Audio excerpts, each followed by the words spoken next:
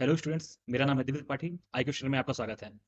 चलिए आज हम लोग एक करंट टॉपिक पे बात करते हैं जो कि है वर्ल्ड मलेरिया रिपोर्ट 2022।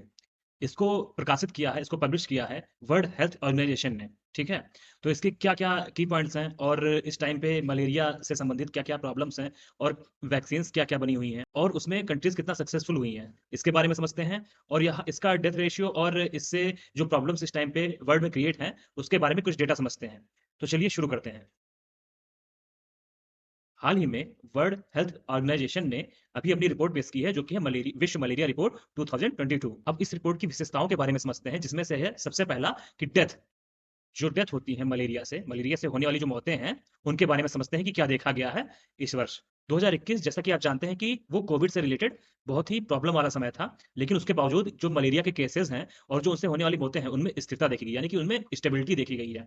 ठीक है, यहाँ पे जो केसेस आ रहे थे उसमें स्टेबिलिटी देखी गई और जो डेथ रेट थी वो भी कम हुई है। अगर हम इससे होने वाली डेथ की बात करें, डेथ केसेस की बात करें, तो जो 2021 का समय था जिस टाइम पे पेंडेमिक था, पेंडेमिक पीरियड में यहाँ पे जो मौतें हुई उनकी संख्या थी 6,19,000। लेकिन जो उससे पिछला वर्ष था यानी कि 2020 का समय था, उसमें मौतों की संख्या देखी जाए तो 6,25,000 थी। तो आप समझ सकते हैं कि जो पिछला साल था महामारी का, यानी कि पेंडेमिक के पहले वाला जो वर्ष था, उसमें ज़्यादा मौतें हुई, ज़्यादा डेथ केसेस हुए हैं। तो अब लेकिन अगर उससे भी पहले की बात की जाए, जो महामारी से यानी पेंडेमिक से पहले का समय था, पेंडेमिक से पहले का समय था यानी 2019 में, तो उस टाइम पे मौतें और भी कम हुई थी, जो कि थी 5,68,000 यानी कि 5,68,000। तो आप समझ सकते हैं कि पूरा डेटा क्या है। जो अगर हम इस मलेरिया के केसेस की बात करें कि इसकी प्रवृत्ति कैसे थी, यानी कि पूरे साल में किस तरीके से इसकी संख्या बढ़ी या घटी, तो इसके स्टडी में ये पता चला कि जो इनका अपवर्ड होने का ट्रेंड था वो तो चल ही रहा है, लेकिन जो रेट है यानी जो केसेस बढ़ने का रेट है उसमें कमी देखी गई है। ठीक है, यानी केसेस तो बढ़ रहे हैं, जैसे कि मान लीजिए केसेस पहले अगर 10% के हिसाब से बढ़ते थे, बढ़ तो रहे थे, लेकिन अगर इस टाइम की बात करें तो अभी भी बढ़ रहे हैं। जैसे कि इसको मान लीजिए 5% के हिसाब से बढ़ रहे हैं, तो बढ़ तो रहे हैं, लेकिन पहले 10% के हिसाब से बढ़ रहे थे, तो अब 5% के हिसाब से बढ़ रहे हैं, यानी कि जो रेट था वो कम हो गया है। मैंने ये एग्जाम्पल दिया है, इस तरीके से आप देख सकते हैं कि केसेस बढ़ रहे हैं लेकिन रेट का जो रेट है उनका बढ़ने का वो कम हो गया है। तो आप इस तरीके से इसको समझ सकते हैं। अगर हम 2019 की बात करें तो यहाँ पे आप देखिए 2019 में 232 मिलियन केस आए थे। ठीक है, और उसके बाद 2020 में जो आपका पेंडेमिक से पहले था उसमें 245 मिलियन केस आए, यानी कि 245 मिलियन केसेस आए थे। और उसके बाद 2021 की बात करें जो कि पेंडेमिक ईयर था, तो उसमें 247 मिलियन केसेस आए थे। ठीक है, तो आप इसको समझ सकते हैं कि रेट जो उसका है उसका कम तो हुआ है, लेकिन इनकी जो केसेस हैं वो बढ़ रहे हैं कंटिन्यू। ठीक है, वर्ल्ड हेल्थ ऑर्गेनाइजेशन के अनुसार ये स्टडी की गई और उसके द्वारा ये पता लगाया कि जो सबसे ज़्यादा बर्डन है जिनमें मलेरिया के केसेस का, यानी जो अफ्रीकन कंट्रीज़ हैं और जो एशिया में हमारा इंडिया है, जो सबसे ज़्यादा जिसमें मलेरिया के केसेस पाए जाते हैं, तो उनके अनुसार जो टॉप 5 देश हैं जिसमें मलेरिया बहुत ज़्यादा केसेस देखे जाते हैं, उनमें गिरावट की स्थिति देखी गई है। जो मौतें होती थी, उसमें डिक्लाइन हुआ है रिकॉर्ड। ठीक है? तो आप देख सकते हैं कि जो डेमोक्रेटिक रिपब्लिक ऑफ कांगो है, वो पहला देश है जिसमें मलेरिया के केसेस सबसे ज़्यादा देखे जाते हैं। और उसके बाद है घाना, उसके बाद है इंडिया, 3rd नंबर पे हमारा इंडिया आता है, उसके बाद नाइजर है और यूनाइटेड रिपब्लिक ऑफ तंजानिया। तो इन टॉप 5 कंट्रीज़ में मलेरिया के जो डेथ केसेस हैं उसमें डिक्लाइन देखा गया, यानी कि गिरावट देखी गई। ठीक है, और अगर इन देशों की बात की जाए जो कि इससे पीड़ित है मलेरिया से, यानी मलेरिया से बहुत ज़्यादा परेशान है, अगर हम कंट्रोल की बात करें तो इंसेक्टिसाइड ट्रीटेड बेड नेट्स का यूज़ कर रहे हैं, जो कि उनके जो मच्छर होते हैं उनके की वेक्टर को कंट्रोल करने में सहायता करते हैं। तो इस तरीके की मच्छरदानी का यूज़ कर रहे हैं। ठीक है, अगर हम गर्भावस्था में जो लोग होते हैं, अगर उसमें मलेरिया के बचाव के लिए देखें कि मलेरिया से बचने के लिए क्या यूज़ किया जाता है, तो उसमें intermittent preventive treatment in pregnancy का यूज़ कंटिन्यू तरीके से देखा जा रहा है, जिसमें देखा गया है कि 2020 के मुकाबले 2021 में भी इसका जो तरीका है वो व्यापक तौर पे बना हुआ है। ठीक है, उसको अच्छे तरीके से यूज़ किया जा रहा है कंटिन्यूअस। अब हम ये देखते हैं कि इसको जो मलेरिया है उसको समाप्त करने में जो बाधाएँ यानी जो हर्डल्स हैं वो क्या-क्या हैं? अगर मलेरिया को समाप्त करने की प्रक्रिया की बात करें तो उसमें जो बाधा पहुँचा है वो सबसे इम्पोर्टेंट है। जो मलेरिया के परजीवी होते हैं यानी पैरासाइट्स होते हैं, वो म्यूटेशन बहुत तेज़ी से करते हैं। तो इस वजह से उनकी संख्याएँ तुरंत बढ़ने लगती है और उसके वजह से जो शरीर होता है वो जल्दी इफ़ेक्ट हो जाता है। बॉडी होती है जो वो मलेरिया से जल्दी इफ़ेक्टिव हो जाती है और उसके बाद उसका निदान करना बहुत ही मुश्किल हो जाता है। तो ये भी आप याद रख सकते हैं। और अगर दूसरे कारण की बात करें तो जो इसमें दवाएँ यूज़ होती थी, तो उसमें एक ड्रग रेजिस्टेंस का भी एक कारण देखा जा रहा है। जैसे कि जो दवाएँ इसको बचाने के लिए यूज़ हो सकती थी, यानी इस बीमारी में यूज़ की जाती थी, उसमें कई लोगों का शरीर उसके लिए खुद ही ड्रग रेजिस्टेंस का काम करता है। ठीक है? कि जो दवाएँ होती हैं उन्हीं के लिए उल्टा असर दिखाता है और वो दवाएँ उनके शरीर पे काम नहीं कर पाती हैं। ये भी एक कारण देखा गया है कि मलेरिया को समाप्त करने में बाधा पहुंचाती हैं। और अगर तीसरे की बात करें, एक दूसरा और रीजन समझ सकते हैं कि invasion of urban adaptation mosquito, जो कि अफ्रीका में सबसे ज्यादा देखा जा रहा है कि मच्छर अपने तरीके से अनुकूलित हो जा रहे हैं शहरी वातावरण में। तो ये भी एक रीजन है। तो अगर मैं तीनों की बात करूं तो जो पैरासाइट का म्यूटेशन है वो इंपॉर्टेंट है, जो कि इसको मलेरिया को समाप्त करने में बाधा पहुंचा रहा है। दूसरा है कि जो ड्रग रेजिस्टेंस है बॉडी में, वो एक प्रॉब्लम क्रिएट कर रहा है। और तीसरा है कि जो मच्छर हैं वो अपने तरीके से अपना शहरी अडॉप्टेशन बहुत जल्दी कर लिए हैं, उस वजह से भी ये प्रॉब्लम देखी जा रही है। जो आपका अर्बन अडॉप्टेशन है वो भी एक इंपॉर्टेंट पॉइंट है, ये मलेरिया की बीमारी समाप्त ना होने की, ठीक है? तो आप ये समझ सकते हैं। और ये जो रिपोर्ट आई है उसके बाद ये भी देखा गया है और वर्ल्ड हेल्थ ऑर्गेनाइजेशन ने ये बताया है, मलेरिया को हराने के लिए आपको नए टूल्स की, यानी कि पूरे विश्व को एक नए टूल्स की और देशों द्वारा फंडिंग की बहुत आवश्यकता है। यानी कि जो धन है उनकी तत्काल आवश्यकता है कि जिससे नए टूल्स आ सकें और सही तरीके से लोगों का इलाज संभव हो सके। तो उसके लिए हमें एक धन भी चाहिए और नए टूल भी चाहिए, नए तकनीक भी चाहिए, ठीक है? तो ये सब चीज़ें इसमें बताई गई है। अब देखते हैं मलेरिया क्या है? मलेरिया प्लाज्मोडियम परजीवी, यानी जो प्लाज्मोडियम होता है पैरासाइट, उसके द्वारा एक जानलेवा मच्छर जनित रोग है, ठीक है? जो आपके प्लाज्मोडियम पैरासाइट होते हैं मच्छर के, उन्हीं के द्वारा ये फैलता है, ठीक है? जब अगर इसकी बात करें कि ये कहाँ पे सबसे ज़्यादा फैलता है, तो ये है अफ्रीका, दक्षिण अमेरिका और एशिया के ट्रॉपिकल रीजन्स में और सब ट्रॉपिकल्स रीजन में। ये 2 जगह ऐसे हैं कि जो कि आपके इक्वेटर पे पाए जाते हैं। अब आप ये यहाँ पे देखिए, मान लीजिए अर्थ हो गया, उसके बाद यहाँ पे ये आपका इक्वेटर हो गया और उसके बाद ट्रॉपिक ऑफ कैंसर और फिर ट्रॉपिक ऑफ कैप्रिकॉर्न। तो जो आपका ये रीजन होता है वो होता है ट्रॉपिकल, ठीक है? और उसके बाद यहाँ पे उससे थोड़ा दूरी पे आपका यहाँ तक का रीजन होता है सब ट्रॉपिकल, ठीक है? तो इन जगहों पे आपके मच्छर जनित रोगों की संख्या बहुत ज़्यादा होती है, क्योंकि यहाँ पे ही जो एक उमस भरा मौसम होता है, उसी में ही मच्छर पाए जाने की, मच्छर के पैदा होने की संभावना बहुत ज़्यादा होती है। अफ्रीका भी आपका ट्रॉपिकल रीजन्स में पड़ता है और आपका सब ट्रॉपिकल रीजन में पड़ता है और उसके बाद एशिया भी आपका कुछ पार्ट पड़ता है और उसके बाद जो आपका साउथ अमेरिका है, उसका भी आपका काफ़ी रीजन आपके ट्रॉपिकल रीजन्स में पड़ता है, ठीक है? तो इस वजह से यहाँ पे मच्छर जनित रोग, यानी कि जो मलेरिया है, उसके केसेस बहुत ज़्यादा देखे जाते हैं। और ये बात करें कि जैसे ये जानलेवा तो है, मच्छर जनित रोग है और जानलेवा भी है। जानलेवा तब है जब सही तरीके से इसका इलाज ना हो, सही तरीके से आप समझ ना पाएँ कि हाँ, मुझे क्या प्रॉब्लम हो रही है और उसका टाइम पे डॉक्टर को दिखा के दवा ना करवाएँ। लेकिन अगर इसका देखें तो इसका रोकथाम भी किया जा सकता है और इसका इलाज भी किया जा सकता है। इसमें दोनों कंडीशंस होते हैं। ज़्यादा टाइम बीत जाने पे ये जो परजीवी हैं, यानी पैरासाइट, उनकी संख्या ज़्यादा हो जाती है। इस वजह से बचने में मुश्किल होती है। लेकिन अगर आप समय से इसका इलाज करवाते हैं तो आप बच भी सकते हैं और आपका इलाज भी हो जाता है। तो आप ये ध्यान रखिएगा कि मलेरिया बहुत घातक तो है, लेकिन उसका इलाज भी किया जा सकता है। और इसके फैलाव की बात करें तो फैलाव इसका किस वजह से होता है, तो जो पैरासाइट संक्रमित मादा होती है, यानी कि जो प्लाज्मोडियम इन्फेक्टेड फीमेल एनाफिलीज होती है मॉस्किटो, यानी कि परजीवी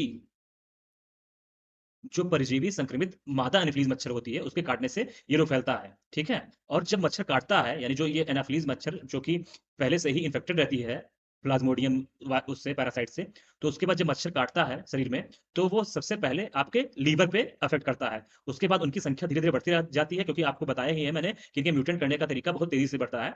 तो इस वजह से ये तेज़ी से अपनी संख्या को बढ़ाते हैं। उसके बाद जो आरबीसी होती है, रेड ब्लड सेल्स होते हैं, उन पे इनका हमला होता है और उसके बाद उनको तोड़ना शुरू कर देते हैं। तो इस तरीके से ये हमारे शरीर में अपना काम करता है और आदमी की अंत में डेथ हो जाती है, अगर टाइम से इलाज ना किया गया तो। लेकिन अगर ये लीवर में पहुँचते हैं, अगर आपने टेस्ट करवाया, अगर आपको पता चल गया कि हाँ, ये प्रॉब्लम्स हैं, तो आप तुरंत इलाज करवा के बच भी सकते हैं, इनको रोका भी जा सकता है। जो मलेरिया फैलाने के लिए पैरासाइट्स इंपॉर्टेंट होते हैं, उनमें 5 हैं और उसमें से भी जो 2 इंपॉर्टेंट हैं, तो उसमें आपका पहला है प्लाज्मोडियम फाल्सीपैरम, ठीक है? और दूसरा है प्लाज्मोडियम विवैक्स। तो ये दोनों आपके पैरासाइट हैं, जो कि बहुत इंपॉर्टेंट हैं मलेरिया फैलाने के लिए, ठीक है? अगर हम सिम्पटम्स की बात करें कि जब आपको मलेरिया हो जाता है, यानी किसी भी पर्सन को मलेरिया हो जाता है, तो उसमें क्या-क्या लक्षण दिखाई पड़ते हैं?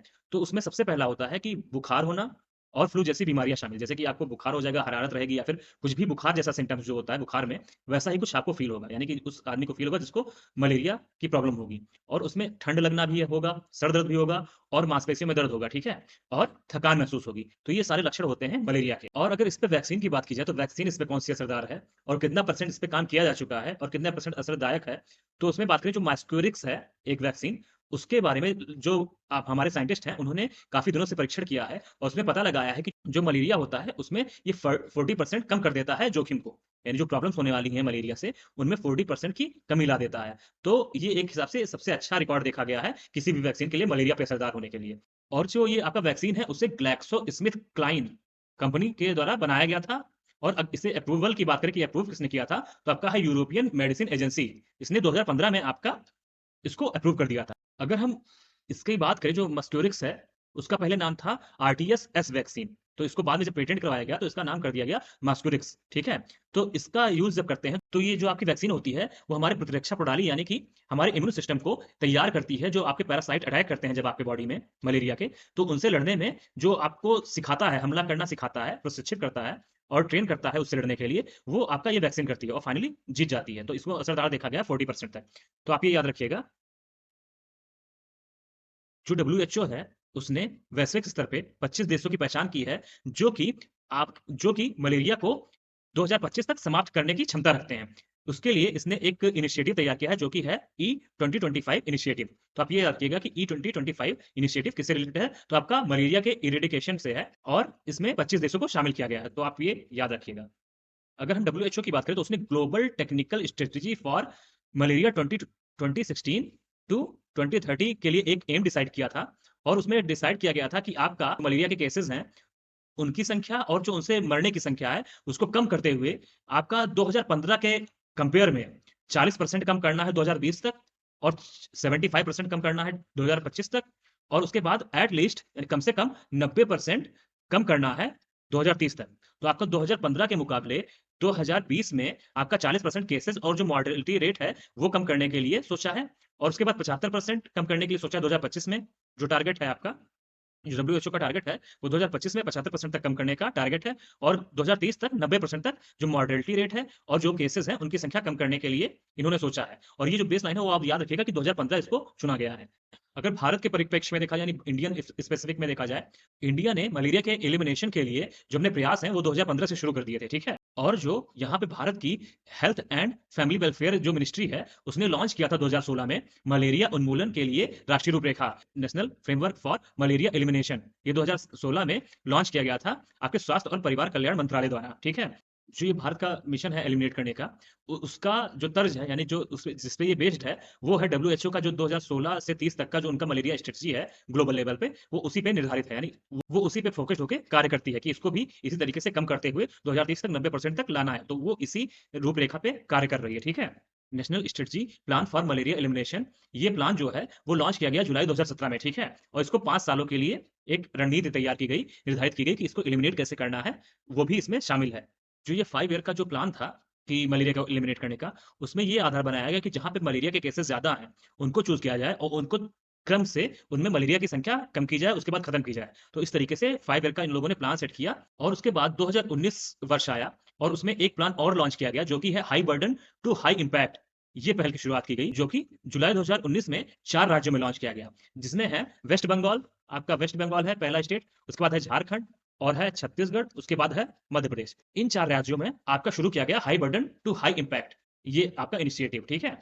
जो लॉन्ग लास्टिंग इंसेक्टिसाइड नेट्स हैं, उनके ज़्यादा समय के यूज़ करने पे, यानी कि जो कीटनाशक जाल थे, उनको अधिक समय तक यूज़ करने की वजह से जो सबसे ज़्यादा जहाँ पे केसेस देखे गए थे, वहाँ पे कई जगहों पे जो कि 4 अति उच्च यानी कि जो 4 वेरी हाई सेंसिटिव एरियाज़ थे, जो कि मलेरिया से पीड़ित थे, उनमें काफ़ी हद तक कमी देखी गई, ठीक है। यहाँ पे जो स्ट्रेटजी थी कि हर क्षेत्रों में अच्छे तरीके से यूज़ किया जाएगा कम क्रम से, तो इसमें जो सबसे ज़्यादा महत्वपूर्ण थे, जो कि मलेरिया केसेस जहाँ पे सबसे ज़्यादा थे, वहाँ पे जो आपका लॉन्ग लास्टिंग इंसेक्टिसाइड नेट्स हैं, उनके द्वारा यहाँ पे कमी देखी गई, जो इनका तरीका था कम करने का, ठीक है। तो इस तरीके से जो सबसे हाई एंडेमिक स्टेट्स थे, यानी कि जो सबसे अधिक प्रभावी क्षेत्र थे राज्यों के, वहाँ पे इस तरीके से कमी देखी गई मलेरिया के केसेस में। तो आप ये ध्यान रखिएगा कि इसका फ़ायदा भी हुआ है स्थानिक तौर पे, ठीक है। जो आपका आईसीएमआर है, जो कि Indian council of medical research है, उसने एस्टेब्लिश किया है मलेरिया एलिमिनेशन रिसर्च अलायंस, जो कि इंडिया में कई सारे जो पार्टनर्स हैं, वो मिलके कार्य कर रहे हैं इसके लिए कि जिसके द्वारा अपने देश में